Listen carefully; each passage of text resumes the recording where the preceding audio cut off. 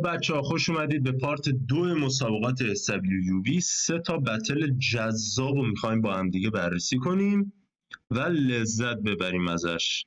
اولین بتل آکیرا با گوستاوا هستش، بعدش دایلانگ جلوی هایچان و ایلیس جلوی تونی. آخرین فایت هستش و جذابترین بخش هم همون هستش. همین الان دارم اسپویل میکنم و بریم با هم داشته باشیم. آکیرا مراکشیه و گوستاوا هم که اسپین.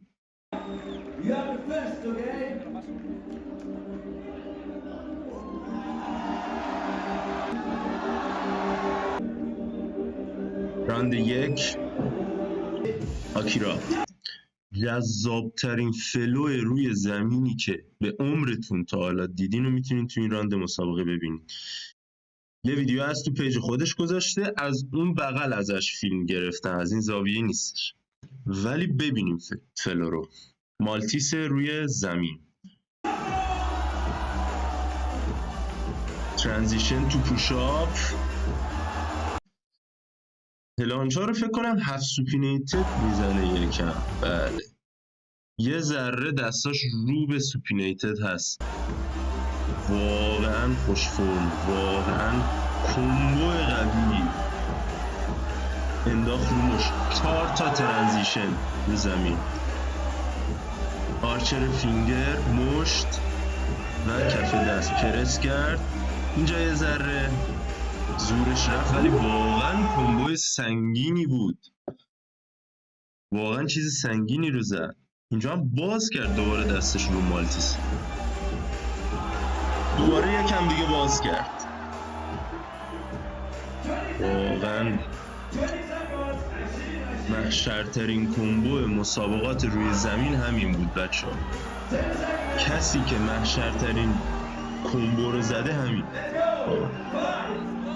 من یکم بودمو کم کنم. تایم اوت.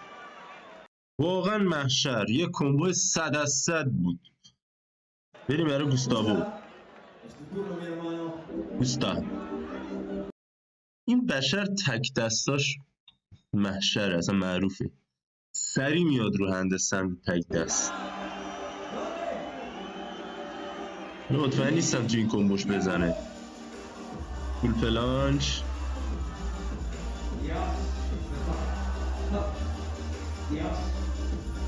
آرچر تو پوش، دد پوش. اصلا تک دستا رو بدون فیل میاد، سری میاد.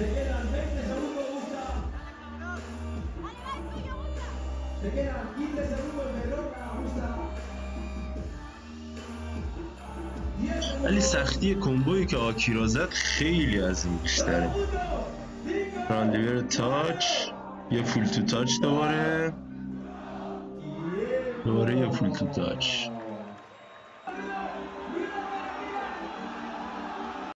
خب این راند دومشون.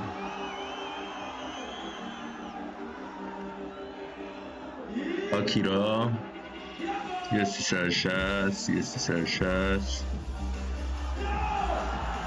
مالتیس پرونیشن. کالستنیکس این بالایه. آرچر فکر کنم نباید به حریف خودش نگاه کنه، من نمیدونم جزئی از قوانین هست یا نه. اینجا یکم نگاه کرد، نمیدونم، شاید به داورا نگاه کرده چون دوربین از این بره. دوباره مالتیس پرونیشن،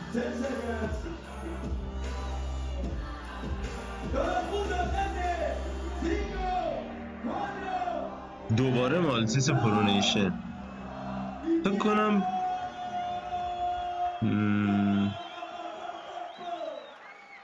البته اسکیل دیگه هم خیلی ریسکی میشه بخواد در بیاره اون بالا. مثلا اگه میخواست، خب یکم تکراری شد مالتیس پرونیشن، اگه میخواست اسکیل دیگه بزنه مثلا وان آرم بود، وان آرم فرام لیور بود، میبینم چون شاید مثلا فرمش خوب نبوده اونقدر، چون تو این لول خیلی مهمه که فرم و استایلت خوب باشه. همون اول بانان تو تاچ.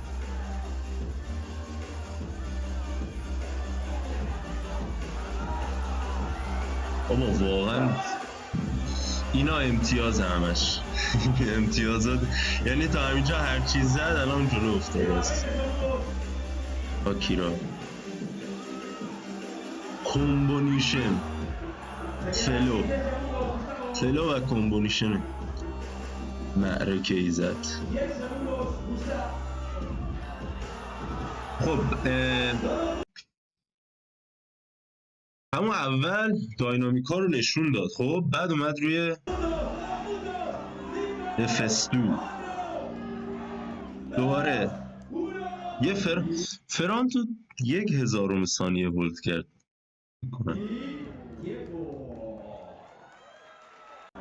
عجب اند پارت خوبی داشت، اندینگ خوبی داشت فرانتو فکر کنم. آره اینجا خب داشتن میشمردن دیگه، خب فرانت هم دیگه قطعا چیزی نیست بخواد هدر بده تایمشو. یه بک فلیک هم زد آخرش، بد فلیپ. اینجا واقعا صحنه ناراحت کننده ای واسه من بود. پسر لاتویس چجوری داور شده واقعا نمیدونم. لاتویس هیرستوف مانی و دنیل لایسنس را برا مثل پارت قبله و بریم برای نتیجه. دنیل لایسنس و مانی به آکیرا داد، هیرستوف دنیل لایسنس به گوستاوو دادن، 3 نفر به گوستاوو دادن. دم مانی گرم واقعا.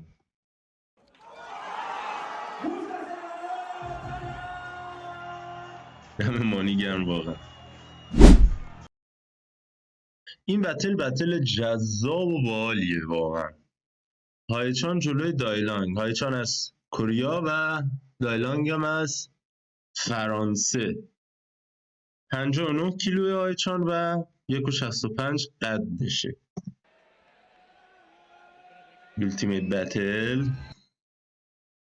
دایلانگ 67 کیلوه و 1.72 قدشه. خیلیه 67 کیلو، نسبتا خیلی زیاده بازم. قشنگ تو بالک بوده یارو اومده مسابقات. از فرانسه من خودم طرفدار دایلانگم. هایچانو داریم، یه ویکتوریان از هایچان تو فول پلنج. خیلی کم دیدم مسابقات هایچان رو. وای ناس که بده. عجله، هایپ شدن سریع، عجله کردن. چون مثلا یه مدتی شما تمرین نکردی دیگه واسه مسابقات، تمرینات سبک انجام دادی، مثلا یه هفته 4 روز و بیشتر تو ریکاوری بودی که آماده بشی واسه مسابقات و یهو مثلا اون پتانسیل و انرژی تو کنترل نداشته باشی، این میشه متاسفانه.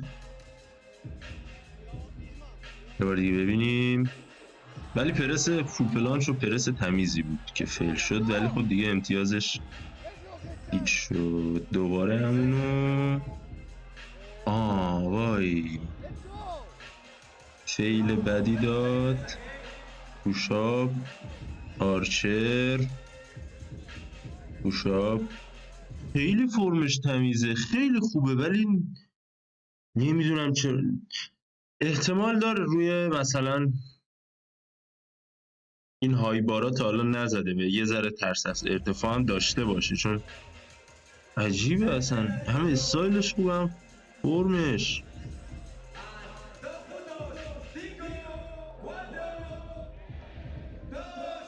اونوس واموس تمام.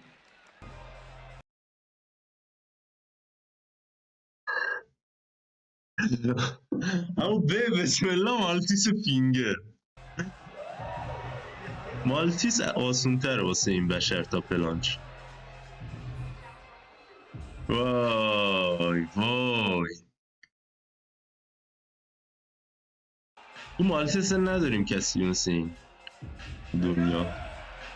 رو مشت سپینیتد رو مشت. وای این خیلی چیز سختیه بعد اون چیز سخت بخواد اینو بزنه.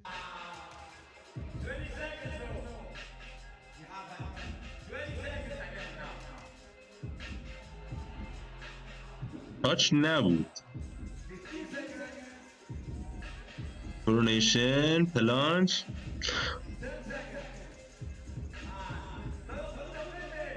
تاچ پول دوباره سپینیتد. واقعا همون اول کار خیلی خوب زد مالتیسا رو. بریم برای هایچان. فیل داده چند تا واقعا بده، یعنی مثلا بعدش تاثیرم میتونه بذاره روی کمبوهای بعدش هم شاید بتونی جبران کنی، ولی خب اون تاثیر منفیه رو گرفتی دیگه. میدونی چی میگم؟ میتونه تاثیر بذاره رو پرفورمنست. وای وای واقعا خوب زد اینو. دایلانگ اصلا چیز نداره، دایلانگ داینامیک نداره.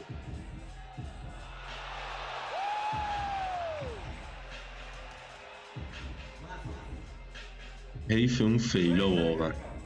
جلو دایلانگ میومد بالا، اینم یه فیل.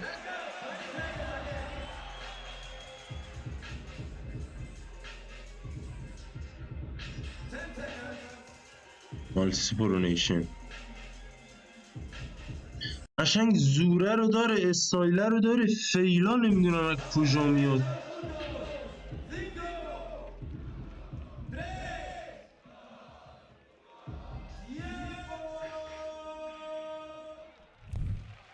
نایس، بازم خوب زد به نظر من. ولی خب دیگه فیل واقعا تو اون لول قابل قبول نیست. مالتیس سوپینیتد بسیار، یعنی میلا فکر کنم کوچیکه واسش. 2 3 4 5 بردی بابا، بردی جلوش به خدا. نزن الان هیچی نزن، تایم اوت بده. 1 2 3 4 5 تا.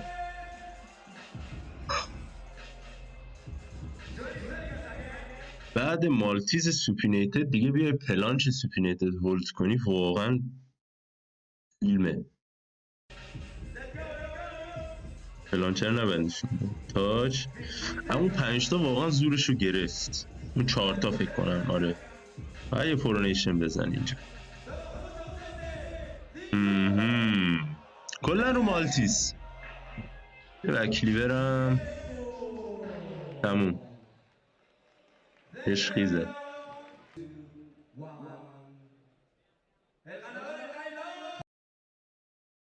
یعنی یه لایسنس و هیریستوف به هایچان دادن. آره فکر کنم نه، لاتویس به هایچان داد، دنیل لایسنس و هیریستو و مانی به دایلانگ دادن. دایلانگ اومد بالا. مسابقه ایلیاس جلوی تونی. اینجا واقعا لحظه ای بود که ایلیاس داینامیک زد برای اولین بار و تونی هم که ببینید پشماتون میریزه، ایلیاس هم ببینید پشماتون قطعا خواهند ریخت. ایلیاس مالتیس، این مالتیس و دایلانگ واقعا دست بازتر زد. یکم ویدیو رو بزنید عقب نگاه کنید میبینید اصلا چقدر فرقشه. مالتیس پوش کرد، فقط فرمای فرانتش. آرچر پول پول پول تو تاچ، پول تو تاچ، پول تو تاچ. تونی جان بیا این ور دیگه.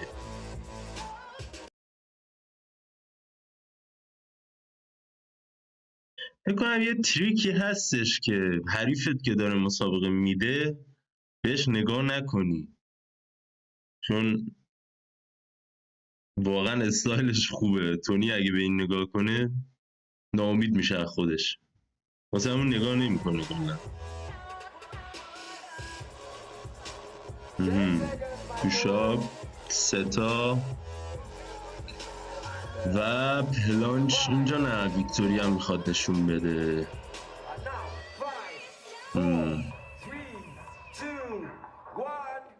پوشاب نایس، واقعا تمیز زد، واقعا تمیز زد. بیشترم من دیدم کلا رو هم های بار میزنه ایلیاس.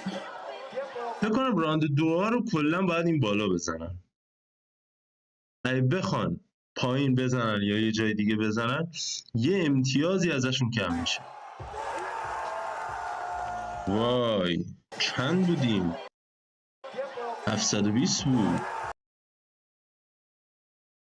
720 بود تو مسابقه. 1920 در 1080 بود فکر کنم. وای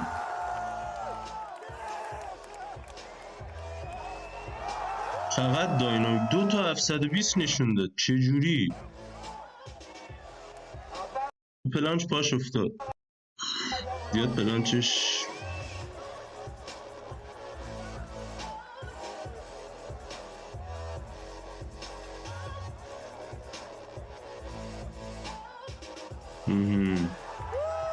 دو تا 720 خداییش کار مرگباری.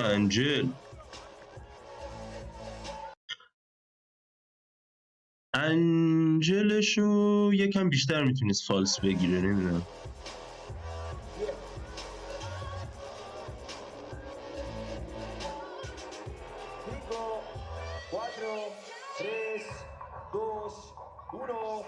یس واقعا خوب زد، واقعا فلوی مرگباری رو نشون داد. ایلیسو اینجا فقط ببینید چه کاری انجام میده. ایلیسو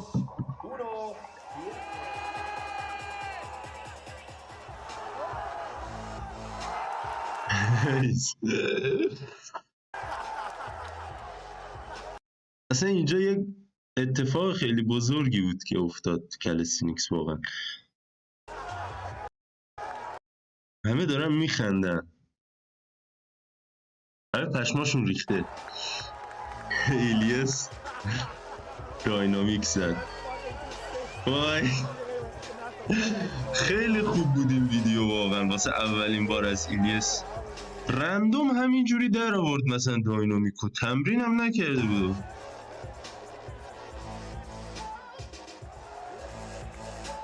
اون آخرم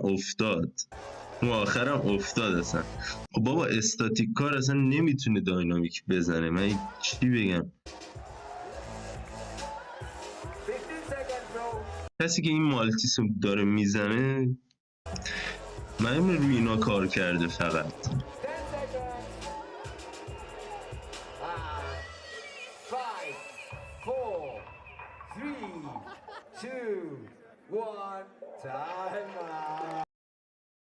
خود مانی هم داره اونجا میخنده.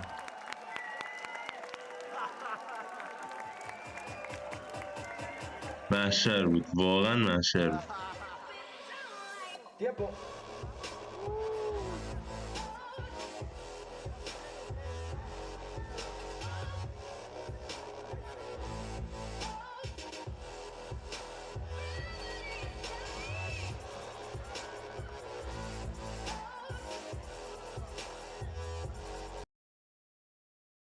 بار دیگه نگاه کنیم اینجا رو.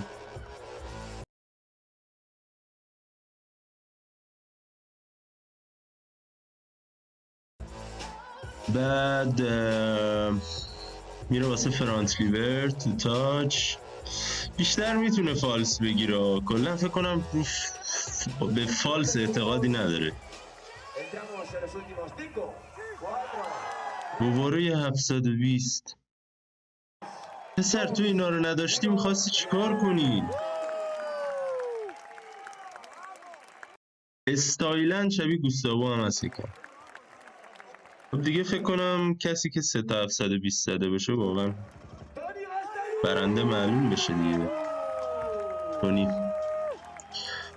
نفر اول مسابقات SWB 2024 جناب آقای تونی گیس هستش که جلوی ایلیاس عزیز اومدم بالا.